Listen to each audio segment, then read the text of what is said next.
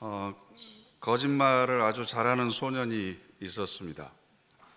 크리스마스가 다가오는데 이 소년은 선물을 받고 싶어서 엄마한테 이렇게 물어봤습니다. 엄마, 어떻게 하면 예수님한테 선물을 받을 수 있어?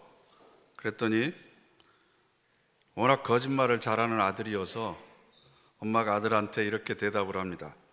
거짓말하지 않고 착한 아이가 되면 예수님이 아마 선물을 주실 거야. 그래서 이 아이가 방에 들어가서 예수님에게 편지를 쓰기 시작을 합니다. 예수님, 저는 지금까지 거짓말 한 번도 안 했고요.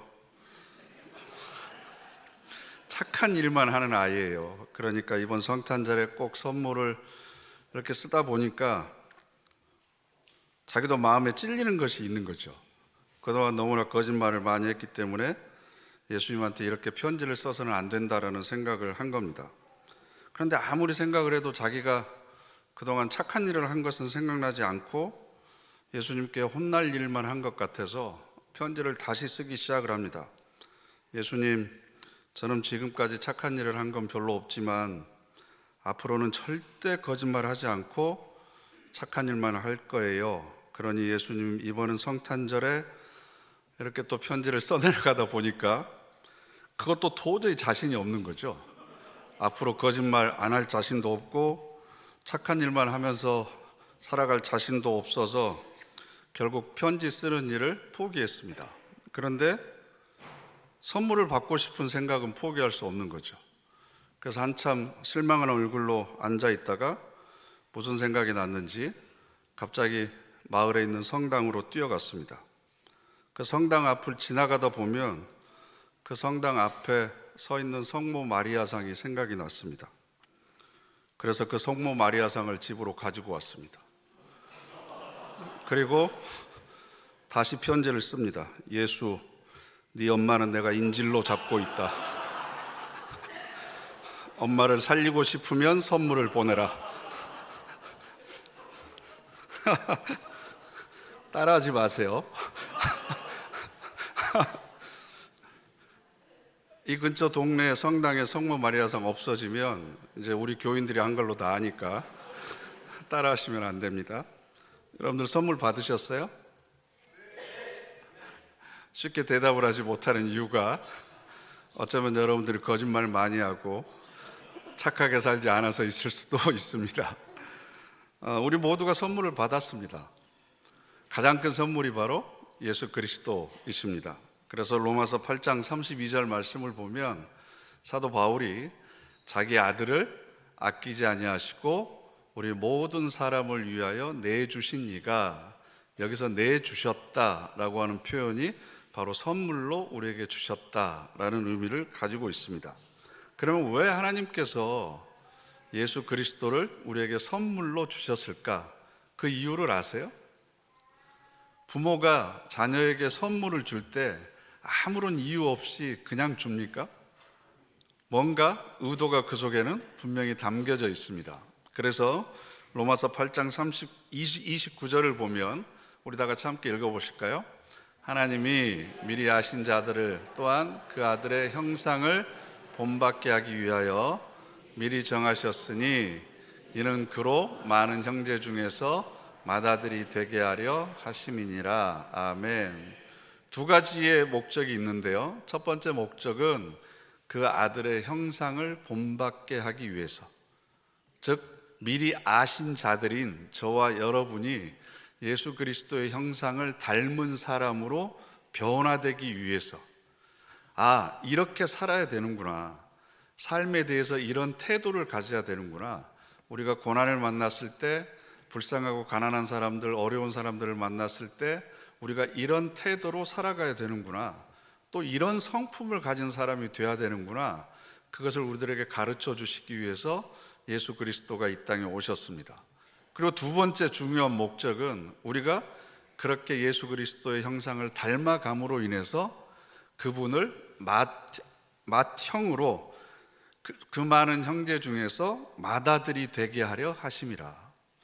예수님께서 맏아들이 되시면 저와 여러분은 뭐가 되는 거죠? 형제가 되는 거죠.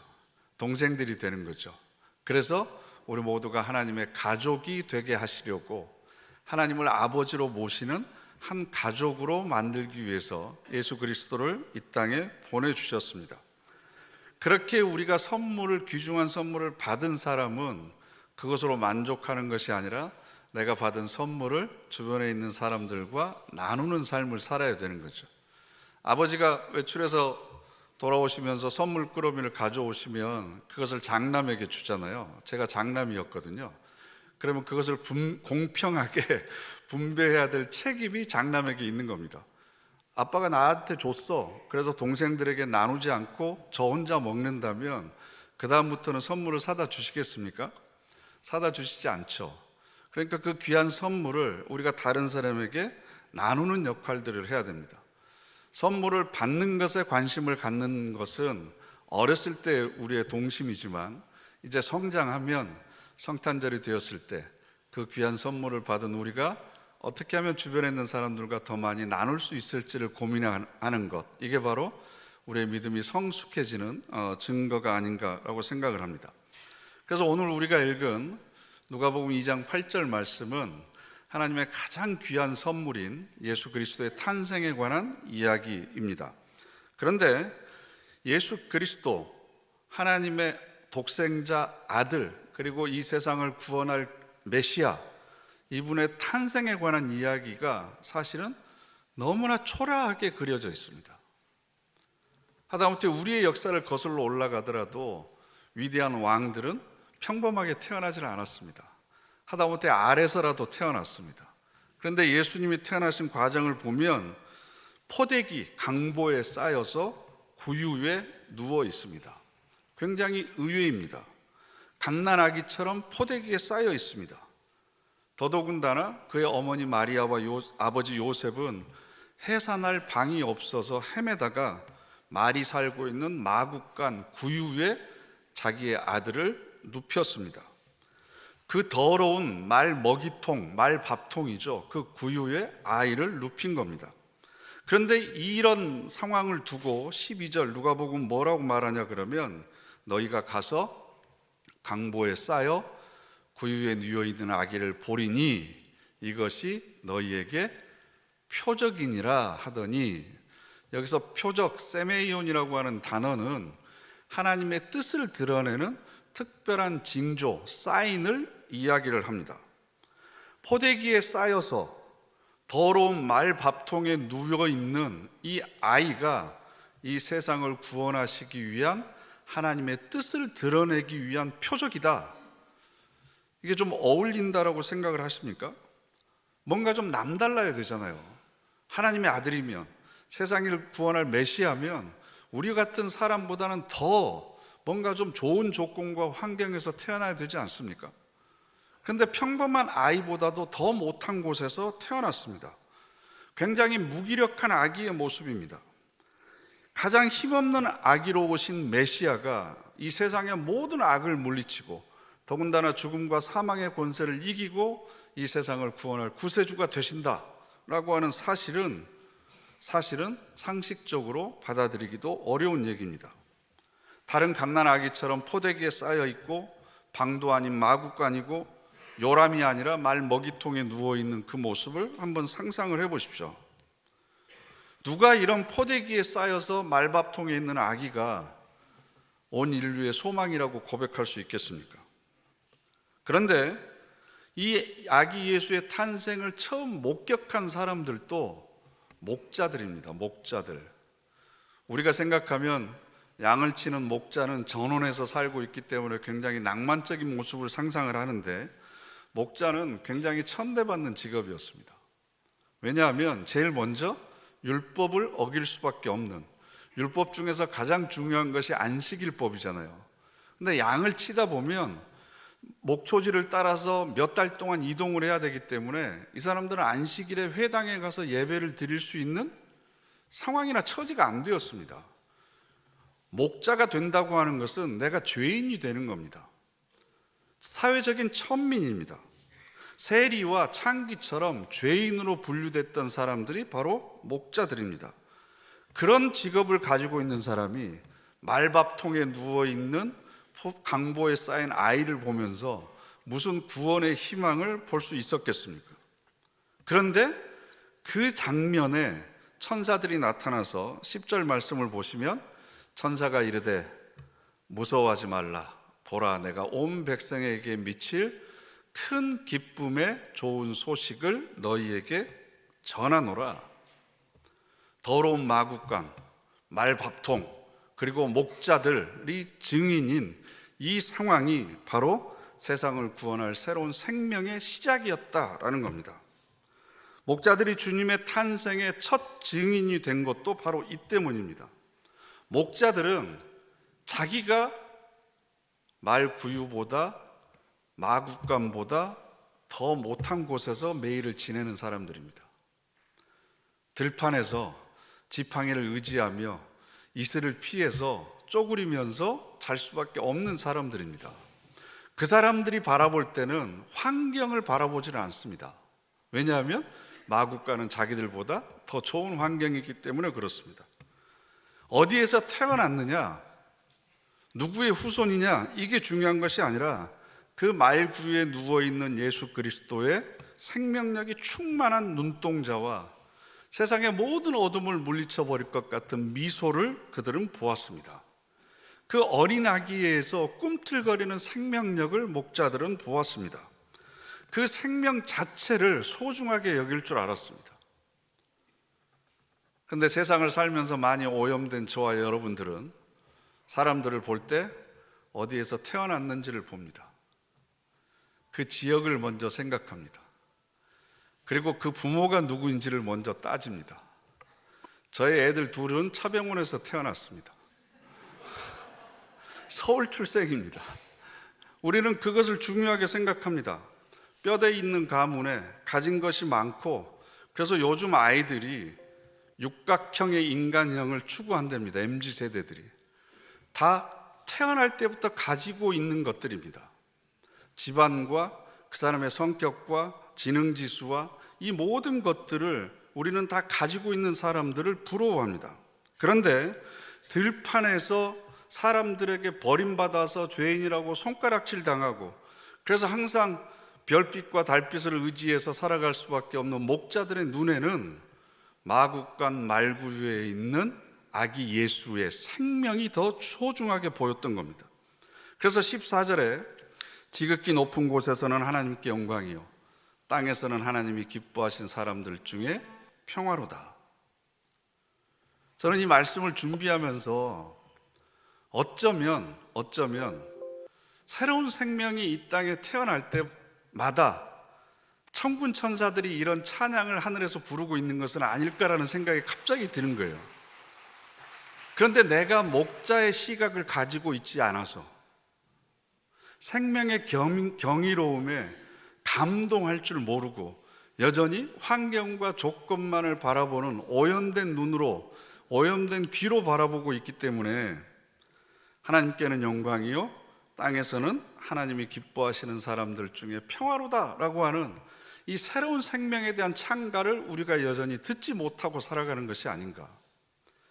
이 천사들의 찬송은 예수님 한 사람에게만 들렸던 것이 아니라 어쩌면 새로운 생명이 태어날 때마다 하나님께서는 천사들을 보내서 이렇게 기뻐하실 텐데 우리는 그 찬송을 들을 수 있을 만한 영적인 귀가 열려 있지 않는 것은 아닌가. 우리가 지금 사랑하는 자녀들과 함께 예배를 드리고 있습니다.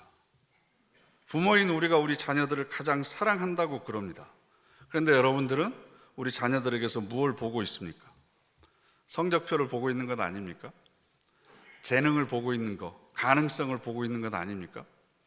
그 생명 자체만으로도 너무나 소중한데 그 생명 자체만으로도 하나님께서 나에게 벅찬 선물을 나에게 주셨는데 그 생명 자체의 소중함을 우리가 모르고 있기 때문에 여전히 우리들은 또 다른 구원을, 또 다른 선물을 다른 곳에서 여전히 찾고 있는지도 모르겠습니다. 예수 그리스도의 생명을 볼 수 있는 눈이 열리기 시작하면 그때부터 우리는 하나님의 자녀로서의 삶을 살아갈 수 있습니다. 여전히 포대기에 누워 있었어? 말구유야? 아니 태어난 곳이 마국간이야? 시골 베들레헴에서 태어났어?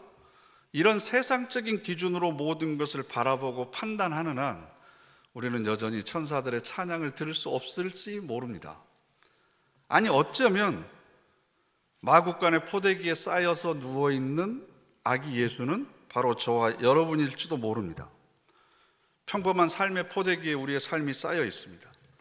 절망의 구유에 누워 있습니다. 거기서 다시 일어날 수 있는 힘이 있음에도 불구하고 여전히 우리는 내 삶의 조건과 환경만을 바라보고 있습니다. 목자들이 바라보았던 그 생명의 이름은 예수입니다.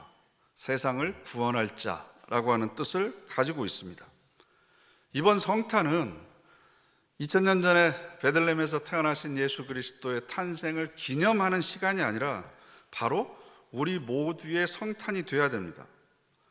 포대기와 같이, 강보와 같이 연약한 환경에 둘러싸여져 있는 우리지만 말구유처럼 더럽고 험하고 여전히 부정과 부패가 심한 사회 속에서 살아가고 있는 우리지만 우리 삶의 조건과 환경을 보면 희망을 찾아보기 어렵지만 하나님께서는 내 삶의 환경과 조건을 보시는 것이 아니라 바로 나 하나를 보고 계십니다. 내가 바로 하나님의 자녀로 예수 그리스도와 같은 생명력을 가지고 세상을 이기면서 살아가기를 지금도 기대하고 계십니다. 우리 시대 최고의 화가라고 하면 이중섭 선생을 손꼽아 모두들 이야기할 겁니다. 이중섭 화가 선생님이 그린 그림 중에 은지화라고 하는 것이 있습니다. 은박지 위에 철필로 해서 그린 그림입니다.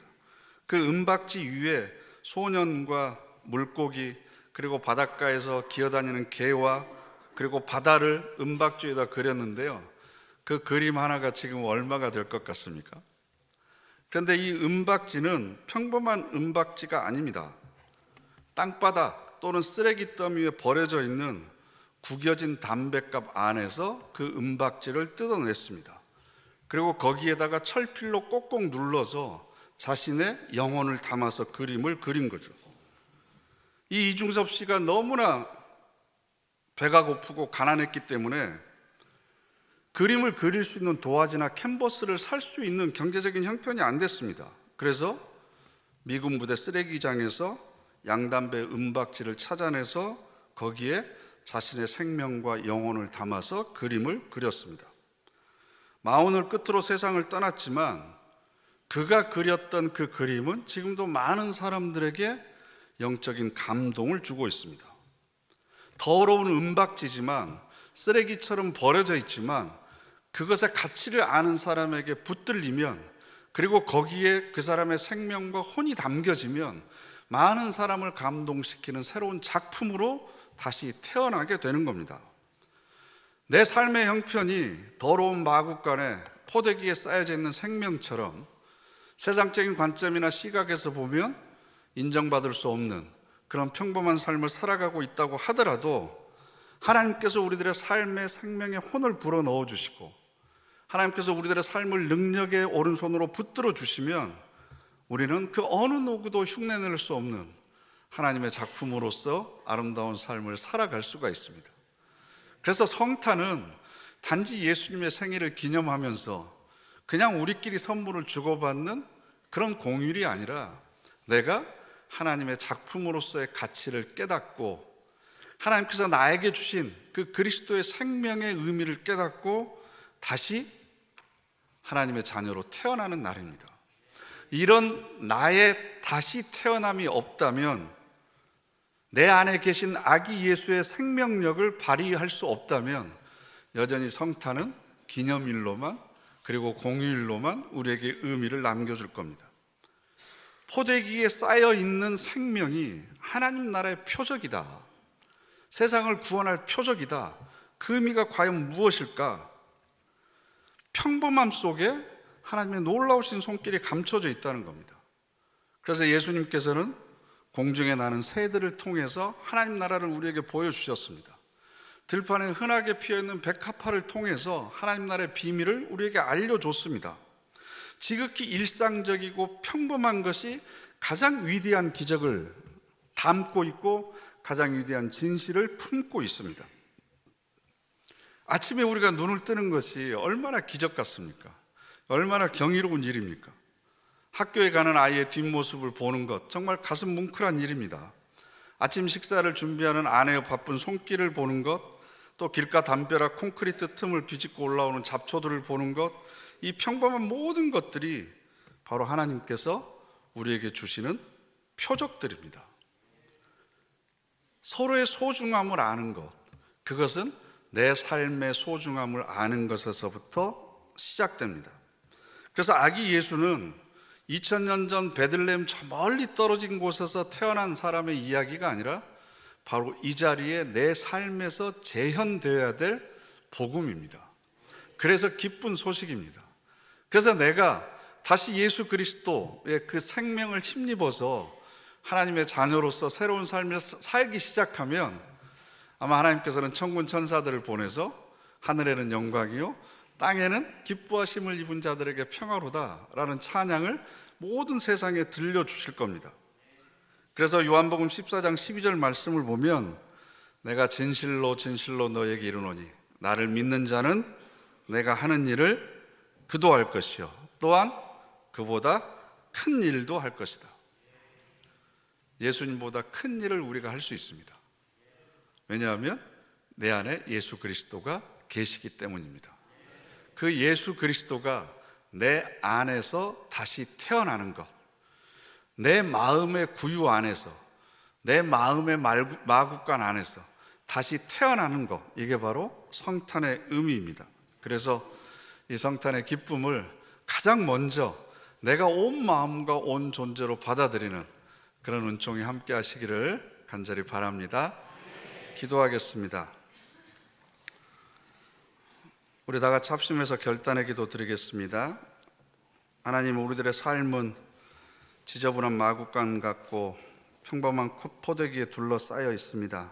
그러나 평범한 그 삶의 자리가 우리를 구원하실 아기 예수라는 그 생명을 품고 있다는 사실을 깨닫게 하여 주시옵소서.